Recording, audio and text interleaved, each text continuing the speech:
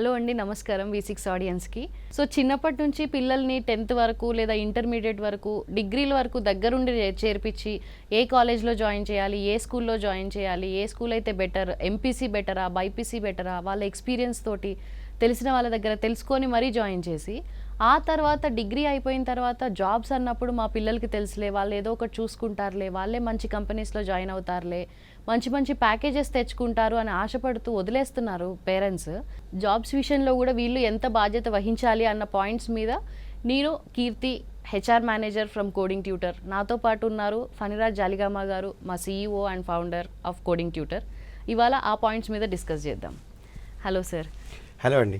So sir, మనం అనుకున్నట్టు parents యొక్క రెస్పాన్సిబిలిటీ ఎంత ఉంటుంది? ఎందుకంటే గ్రాడ్యుయేషన్ వరకు చదివిస్తున్నారు కానీ జాబ్స్ విషయంలో వదిలేస్తున్నారు, వాళ్ళు చూసుకుంటారులే అనేసి. సో మీరేమంటారు, ఎంత రెస్పాన్సిబిలిటీ ఉంటుంది అంటారు? సో యాక్చువల్గా మీరు చెప్పింది చాలా ఇంట్రోలో చాలా బాగా చెప్పారు. సో బేసిక్గా పేరెంట్స్ కష్టపడి డిగ్రీల వరకు చదివిపిస్తారు. దాని తర్వాత వాళ్ళకి జాబ్స్కి వచ్చేటప్పటికి మాత్రం వాళ్ళకి వదిలేసి మా పిల్లలు పెద్దవాళ్ళు అయ్యారు కదా, వాళ్ళు వెతుక్కుంటారు జాబ్స్, వాళ్ళు అది కూడా సాఫ్ట్వేర్ ఇండస్ట్రీలో జాబ్స్ వెతుకుతున్నారు కదా, సో మరి సాఫ్ట్వేర్ ఇండస్ట్రీ మాకేం తెలియదు అన్న ఉద్దేశంతో పిల్లల్ని జనరల్గా వదిలేస్తారు. కానీ తల్లిదండ్రులు ఎక్కడైతే చెయ్యి పట్టుకోవాలో అక్కడే వదిలేస్తున్నారనేది నా అభిప్రాయం.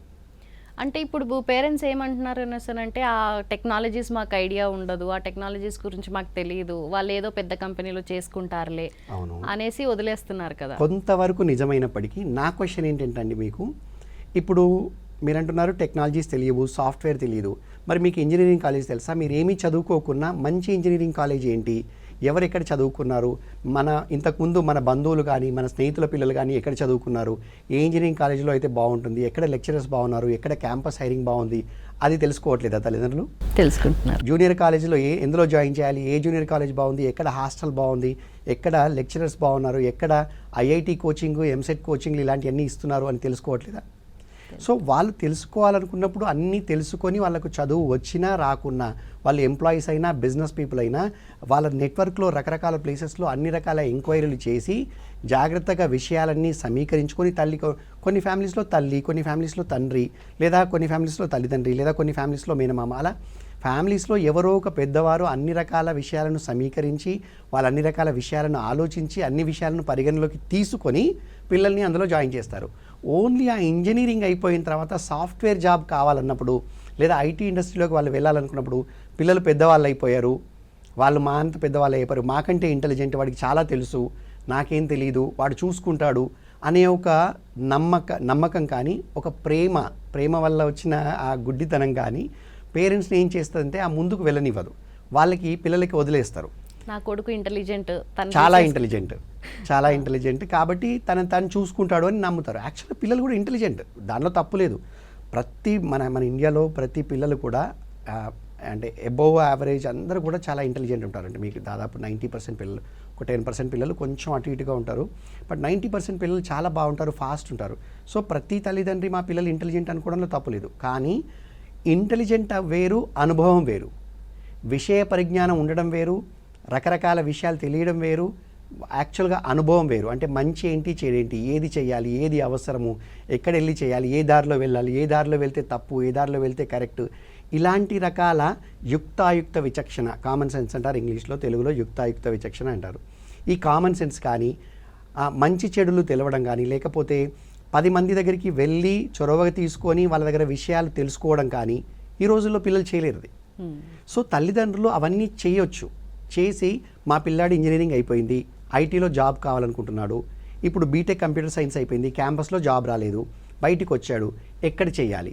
ఓకే, మాది కరీంనగర్ నుంచి హైదరాబాద్ వెళ్ళాలి, హైదరాబాద్లో ఎక్కడ ఉంటాడు, ఏ ఇన్స్టిట్యూట్లో నేర్చుకుంటాడు, అసలు ఐటీ సాఫ్ట్వేర్ కంపెనీలో జాబ్స్ ఫ్రెషర్స్కి ఎలా ఉన్నాయి, ఫ్రెషర్స్కి కంపెనీలు ఉద్యోగాలు ఇవ్వాలంటే ఏమి ఎక్స్పెక్ట్ చేస్తున్నాయి, ఎందుకంటే ఉద్యోగం ఇచ్చేవాడు ఏమి ఎక్స్పెక్ట్ చేస్తున్నాడో చూసుకోవాలి కదా. సో తల్లిదండ్రులు ఇవన్నీ కూడా వాళ్ళకి తెలిసిన బంధువుల్లో ఎవరు సాఫ్ట్వేర్లో పనిచేస్తున్నారు. మా అప్పుడు అంటే అసలు 100 మందిలో ఒకడో ఇద్దరు సాఫ్ట్వేర్ ఇంజనీర్స్ ఉండేవాళ్ళు. ఇప్పుడు 100 మందిలో 50-60 మంది, అంటే ప్రతి ఫ్యామిలీలో ఒక 10 మంది మినిమం సాఫ్ట్వేర్ ఇంజనీర్స్ ఉంటారు. ఓ బాబాయ్ పిల్లలో, పెద్దనాన్న పిల్లలో, ఓ అత్త పిల్లలో, మేనత్త పిల్లలో ఎవరో ఒకళ్ళు ఉంటారు. సో మీరు వాళ్ళ దగ్గరికి వెళ్ళి తెలుసుకొని అసలు ఇండస్ట్రీలో ఏం స్కిల్స్ అడుగుతున్నారు, ఎక్స్పీరియన్స్ ఎంత అడుగుతున్నారు, క్యాంపస్ నుంచి బయటికి వచ్చిన వానికి ఐటీలో ఎంట్రీ కావాలంటే, నేను మాట్లాడేది ఎంట్రీ గురించి, ఐటీలో ఎంట్రీ కావాలంటే ఆ కెరియర్లో ఫస్ట్ అడుగు, ఆ మొదటి అవకాశం రావాలంటే ఏం చేయాలి, ఇలాంటి అన్నీ కూడా పేరెంట్స్ హోంవర్క్ చేయొచ్చు. చేసి వాళ్ళు ఆ పిల్లల్ని నిజంగా ఫస్ట్ ఎంట్రీ వరకు చెయ్యి పట్టుకొని నడిపిస్తే ఎవ్వరు ఏ పిల్లలు కూడా వాళ్ళు ఇంటెలిజెంట్ కాబట్టి వాళ్ళు అస్సలు వెనక్కి రారు, వాళ్ళ కెరియర్ అప్రతిహతంగా ముందుకు సాగిపోతుంది. ఎవ్రీ ఇయర్ మన స్టాటిస్టిక్స్ కానీ లేకపోతే మన రీసెర్చ్ కానీ చూస్తుంటే మినిమం ఒక 4 lakhs to 5 lakhs పీపుల్ వస్తుంటే out of which almost 70 to 80% of people మొత్తం జాబ్స్ వెతుక్కుంటూ చిన్న కోర్సులు అంటూ ఇన్స్టిట్యూట్స్ చుట్టూ తిరుక్కుంటూ లేదా తప్పుదారులు పడుతున్నారు. బికాస్ పేరెంట్స్ గైడెన్స్ లేకపోవడం వల్ల బ్యాక్ డోర్లో వెళ్ళడం కానీ లేదా ప్రాక్సీ సపోర్ట్ తీసుకొని వెళ్ళడం కానీ ఇలా వెళ్తున్నారు. ఇలాంటి ప్లేసెస్లో వాళ్ళు ఏం చేయొచ్చు అంటారు?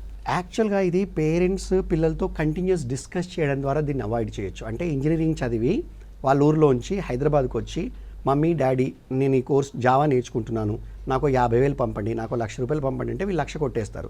నాకు హాస్టల్కి పీజీకి ఉండడానికి నెలకు 10,000 కావాలి, 15,000 కావాలి, నాకు ఖర్చులకు 10,000 కావాలంటే పంపిస్తుంటారు. ఉన్నా లేకున్నా అప్పో సప్పో కష్టమో సుఖమో చేసి పంపిస్తారు. కానీ క్వశ్చన్స్ వెయ్యరు, ఇంటరాక్షన్ ఉండదు. ఇంటరాక్షన్ ఉంటుంది, డైలీ మమ్మీ ఫోన్ చేస్తుంది, డాడీ ఫోన్ చేస్తారు, లేదా వీళ్ళు ఫోన్ చేస్తారు, బాగున్నావా, హాస్టల్లో ఫుడ్ బాగా పెడుతున్నారా, టైంకి తింటున్నావా, ఏం చెడలవాట్లు చేసుకోవట్లేదు కదా, మంచి మంచి ఫ్రెండ్సే ఉన్నారా, ఇంతవరకే ఉంటుంది. కానీ నీకు బట్టలు లేవన్నావు కొనుక్కున్నావా, ఇది నీ మొబైల్ రీఛార్జ్ చేశాను 1 yearకి, నీకు డేటా అడిగావు కదా, ఇలాంటి డిస్కషన్స్ చేస్తారు. కానీ అసలు నువ్వు నీ కెరియర్ని ఎలా ప్లాన్ చేస్తున్నావు, నువ్వేం కావాలనుకుంటున్నావు, బీటెక్ కంప్యూటర్ సైన్స్ చదివావు, ఓకే, నీకు కోడింగ్ వచ్చా, కోడింగ్ చేయగలుగుతావా, కోడింగ్ అంటే ఇంట్రెస్ట్ ఉందా, అసలు నువ్వు సాఫ్ట్వేర్ జాబ్ చేయాలనుకుంటున్నావా, చేయాలనుకుంటే దానికి కావాల్సిన అంటే దాంట్లో రకరకాల జాబ్స్ ఉంటాయి, నువ్వు ఎటువైపు వెళ్ళాలనుకుంటున్నావు, కోడింగ్ వైపు వెళ్ళాలనుకుంటున్నావా, నాన్ కోడింగ్ అయి ఫంక్షనలా, ప్రొడక్టా, అనలిటిక్సా, ఇప్పుడు వస్తున్న డేటా సైన్సా, లేకపోతే ఏఐఎంఎలా, ఇలాంటి ఏం చేయాలనుకుంటున్నావు, వాటికి వెళ్ళాలంటే మార్కెట్లో నువ్వు ఏమైనా స్టడీ చేసావా, ఏం అవసరం లేదు నీకు మధ్య, అంటే మార్కెట్ ఏం ఎక్స్పెక్ట్ చేస్తుంది నీ దగ్గర, నువ్వు ఎన్నుకుంటావు జావా ఫుల్ స్టాక్ డెవలపర్ కావాలి, దానికి నువ్వు మార్కెట్ ఏం ఎక్స్పెక్ట్ చేస్తుంది, ఒక కంపెనీ, ఒక టీసీఎస్, ఒక యాక్సెంచరో, ఒక ఇన్ఫోసిసో నిన్ను జావా డెవలపర్గా హైర్ చేయాలంటే ఏం ఎక్స్పెక్ట్ చేస్తున్నారు, నీ దగ్గర ఏమున్నాయి, ఆ డెల్టా అనాలిసిస్ చేసావా, నువ్వెవరి దగ్గరైనా ఆల్రెడీ ఇండస్ట్రీలో పనిచేస్తున్న వాళ్ళ దగ్గర మెంటర్షిప్ చేస్తున్నావా, లేదా మీరు 4-5 ఫ్రెండ్స్ ఎవరైతే కోర్స్ చేస్తున్నారో వాళ్ళందరూ కలిసి ఏదైనా ఒక అప్లికేషన్ డెవలప్ చేస్తున్నారా, ఎలా నువ్వు ప్రోగ్రెస్ అవుతున్నావు అన్నది ఎప్పటికప్పుడు కంటిన్యూస్ ఇంటరాక్షన్స్ ద్వారా పేరెంట్స్ తెలుసుకోవచ్చు. కానీ పేరెంట్స్ ఏంటి, ఎంతసేపు చెప్పే కదమ్మా, ఎరా బైక్ రిపేర్ అన్నావు చేయించుకున్నావా, ఏంటి బైక్ రిపేర్ చేయించుకుంటాడు, వాడికి అది తెలుసు, ఆ బైక్ లేకపోతే వాడు ఎక్కడికి వెళ్ళాడు, హైదరాబాద్లో తిరగలేడు. సో ఇలాంటి ఇంటరాక్షన్స్ కాకుండా యాక్చువల్ ప్రాక్టికల్ వాడి కెరియర్కి కావాల్సిన ఇంటరాక్షన్స్ చేయాలి తల్లిదండ్రులు, నెంబర్ 1.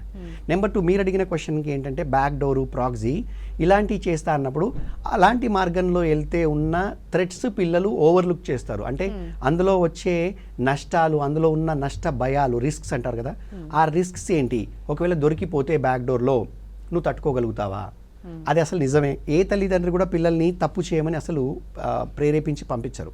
పిల్లలు అడిగితే కాదని లేక ఒప్పుకుంటారు, మేము బ్యాక్ డోర్లో నాకు 4 లక్షలు ఇవ్వండి నేను జాబ్ తెచ్చుకుంటా అంటే సరే అంటారు.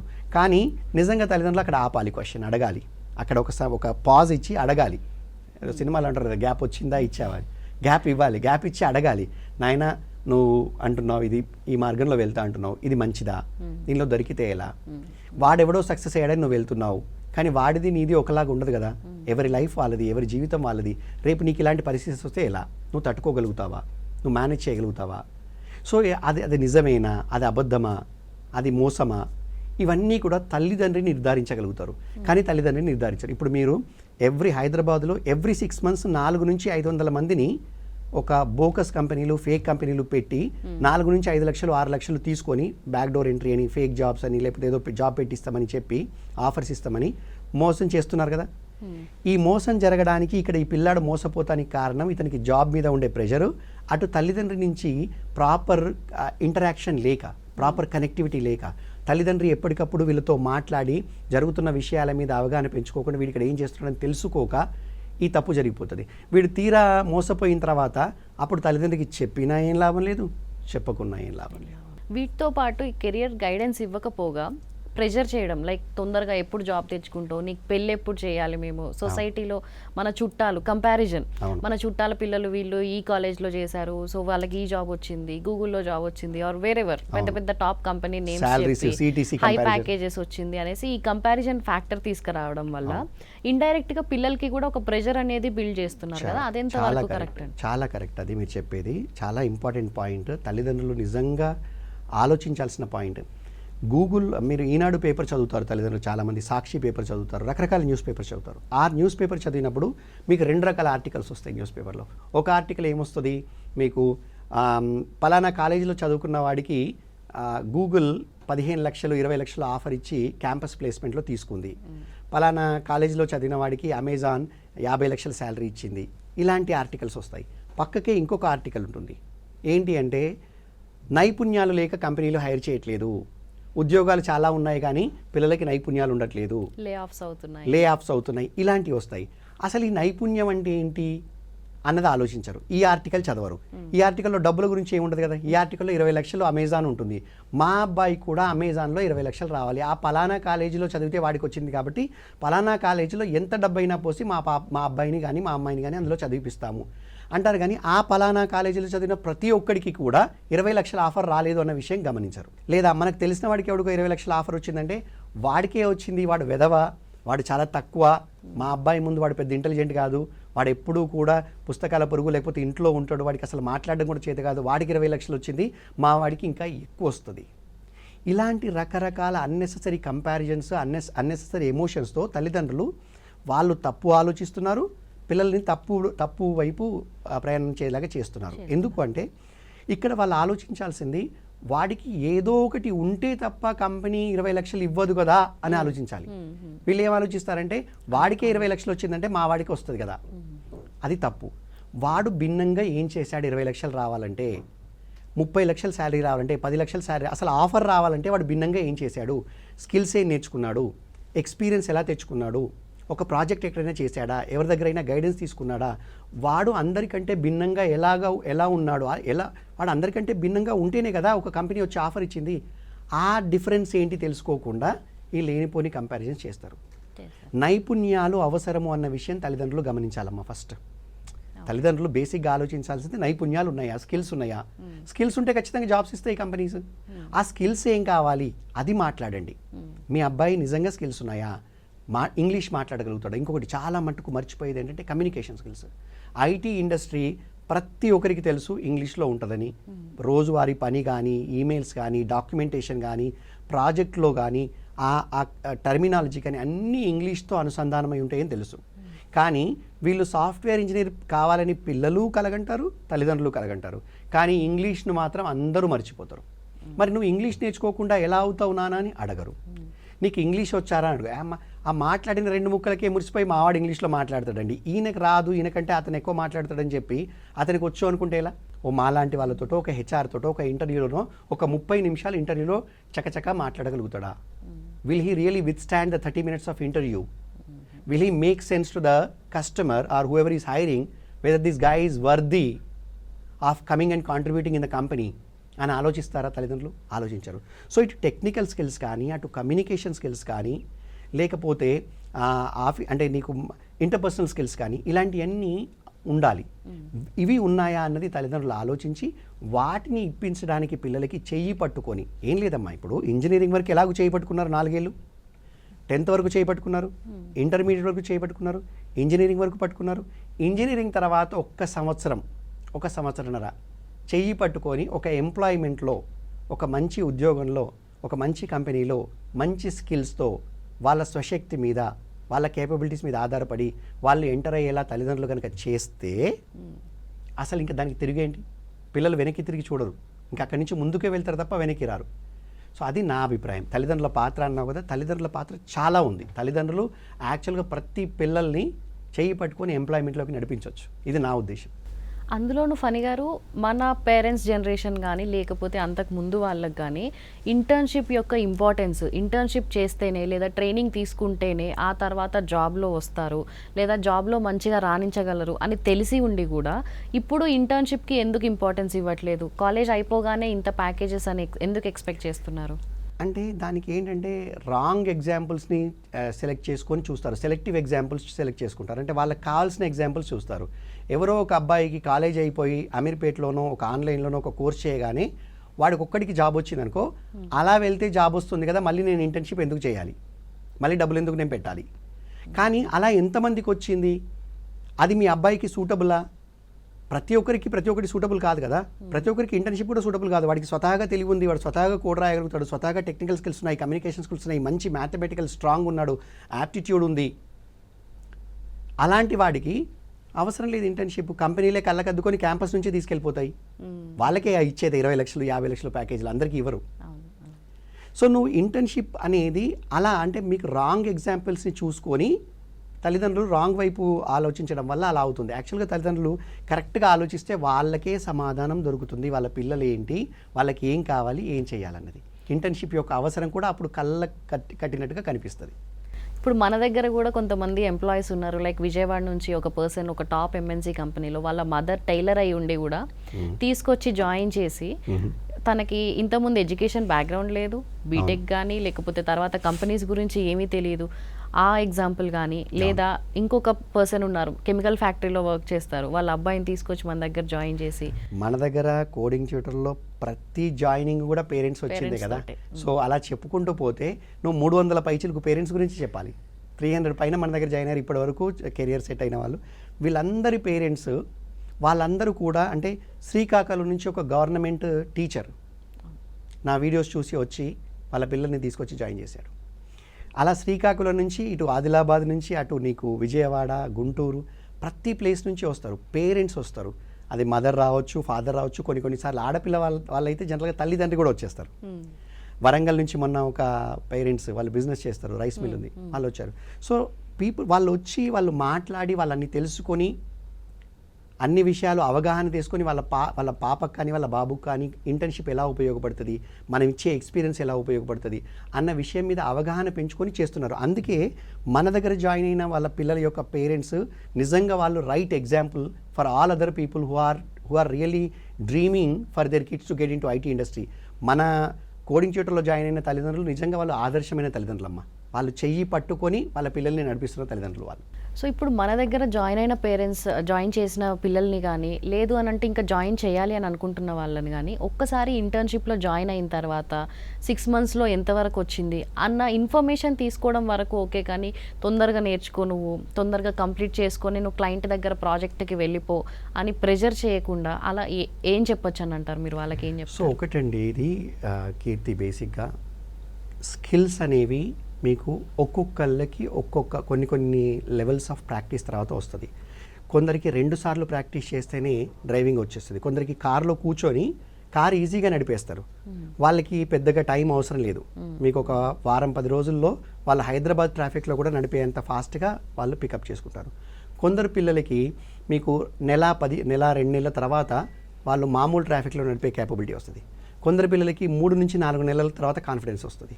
సో ఏదైనా ఒక స్కిల్ రావాలంటే పర్సన్ టు పర్సన్ టైం అనేది కొంచెం డిఫరెంట్గా ఉంటుంది.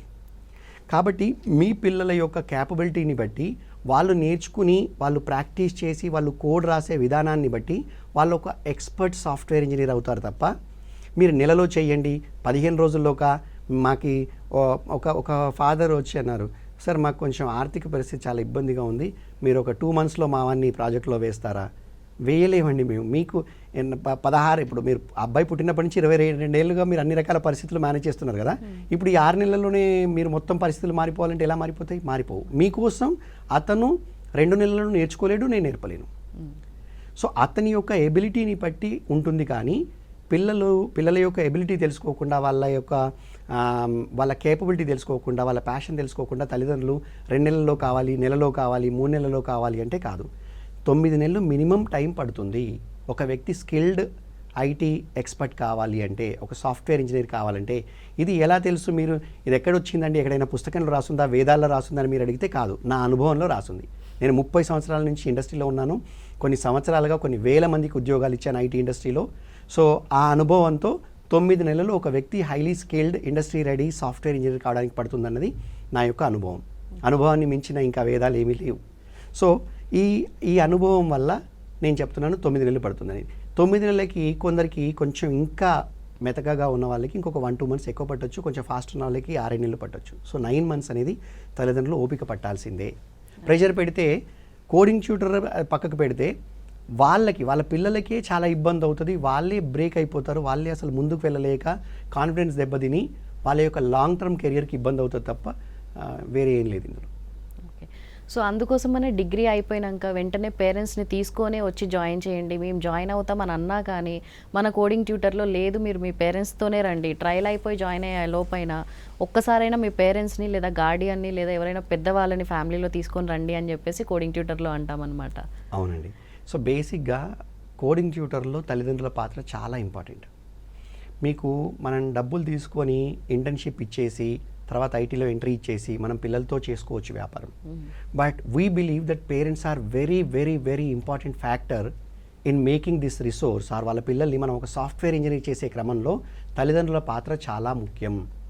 తల్లిదండ్రులు వాళ్ళు వచ్చి అసలు ఇది మంచిదా కాదా, ఇందులో వాళ్ళ పిల్లల్ని జాయిన్ చేయొచ్చా, వాళ్ళ పిల్లలు ఇంటర్న్షిప్ చేస్తే నిజంగా వాళ్ళ జీవితంలో ముందుకెళ్తారా, మనం ఏం చెప్తున్నాము అది నిజంగా వర్తేనా, ఆ ఇన్వెస్ట్మెంట్ కానీ ఆ టైం కానీ ఆ కష్టం కానీ అది నిజంగా వాళ్ళ పిల్లలకు ఉపయోగపడుతుందా, ఇలాంటివన్నీ చూడడం దగ్గర నుంచి మొదలు పెడితే ఇన్వెస్ట్మెంట్ కూడా వాళ్ళే చేయాలి కదా తల్లిదండ్రులు. సో అక్కడ వాళ్ళ పాత్ర. తర్వాత 9 నెలలు ఈ పిల్లలు ఎలా వస్తున్నారు, ఎలా నేర్చుకుంటున్నారు, ఎలా మనం చెప్పిన దాన్ని మనం ఏదైతే ప్రోగ్రెస్ జరుగుతుందని చెప్తున్నామో ఆ ప్రోగ్రెస్ని వాళ్ళు ఇంటి దగ్గర మానిటర్ చేస్తారు కదా. వాళ్ళకి తెలుస్తుంది కదా వాళ్ళ పిల్లల్లో వచ్చే మార్పు కానీ కాన్ఫిడెన్స్ కానీ ఆ ఇంగ్లీష్లో మాట్లాడడం కానీ లేకపోతే కోడ్ రాయడం కానీ ప్రాక్టీస్ చేయడం కానీ ఇంటర్వ్యూస్ ఇవన్నీ వాళ్ళకి ఆ మార్పు తెలుస్తుంటుంది కదా. ఒక స్కిల్డ్ రిసోర్స్ యొక్క మార్పు, ఆ పరిణతి, ఆ ట్రాన్స్ఫర్మేషన్ తెలుస్తుంటుంది కదా. ఆ ట్రాన్స్ఫర్మేషన్ వాళ్ళు అబ్జర్వ్ చేస్తూ ఎప్పటికప్పుడు కోడింగ్ ట్యూటర్కి వచ్చి ఇక్కడ డెలివరీ టీమ్ తోటి ఆర్ఎన్టీ టీమ్ తోటి మాట్లాడుతూ వాళ్ళ పిల్లల ప్రోగ్రెస్ తెలుసుకోవచ్చు. మనం కూడా వాళ్ళకి వీక్లీ రిపోర్ట్స్ పంపిస్తాము, మంత్లీ రిపోర్ట్స్ పంపిస్తాము సిటీఐపి నుంచి. సో వీటి ద్వారా తల్లిదండ్రులు ఇంటిలోంచి ఇటు కోడింగ్ ట్యూటర్ ఆఫీస్లోంచి ఇద్దరు కలిసి ఒక ఫోకస్డ్ ప్రయత్నంగా పిల్లల్ని సాఫ్ట్వేర్ ఇంజనీర్గా మార్చవచ్చు. ఇది మన కాన్సెప్ట్. అందుకని తల్లిదండ్రుల పాత్ర కోడింగ్ ట్యూటర్లో అసలు విడదీయరాంది, అది పక్కకు పెట్టలేంది. It's very very important.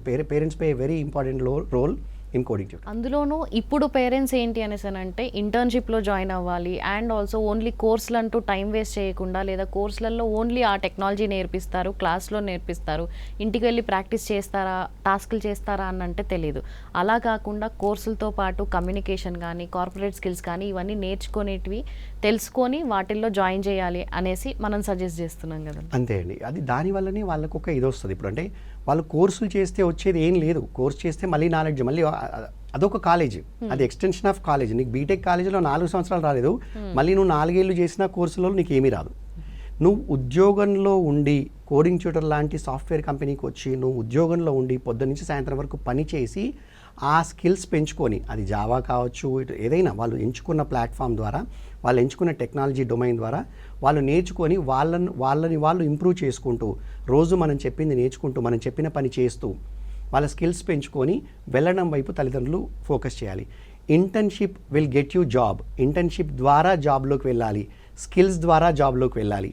కానీ కోర్సెస్ ద్వారా జాబ్లోకి వెళ్ళలేరు, అనవసరమైన తప్పుడు మార్గాల్లోకి వాళ్ళు వెళ్ళాల్సి వస్తుంది. చూసారు కదా ఆడియన్స్, పేరెంట్స్గా ఉండి మిమ్మల్ని డిగ్రీ వరకు బీటెక్ వరకు చదివించి పిల్లల చేతులు వదిలేయకుండా ఆ తర్వాత కూడా వాళ్ళని ఒక మంచి ఇంటర్న్షిప్లో జాయిన్ చేయడం, వాళ్ళకి ఎంత నాలెడ్జ్ ఉంది, వాళ్ళకి ఆ టెక్నాలజీ ఎంత తెలుసు, వాళ్ళు కోడ్ రాయగలరా రాయలేరా, కమ్యూనికేషన్ స్కిల్స్ ఎలా ఉన్నాయి, ఇంగ్లీష్ ఎలా మాట్లాడగలరు, ఇవన్నీ తెలుసుకొని ఒక మంచి కంపెనీలో కోడింగ్ ట్యూటర్ లాంటి కంపెనీలో ఇంటర్న్షిప్లో జాయిన్ చేసి మీ పిల్లలకి ఒక మంచి సాఫ్ట్వేర్ కంపెనీలో ఎంట్రీ ఇప్పించండి.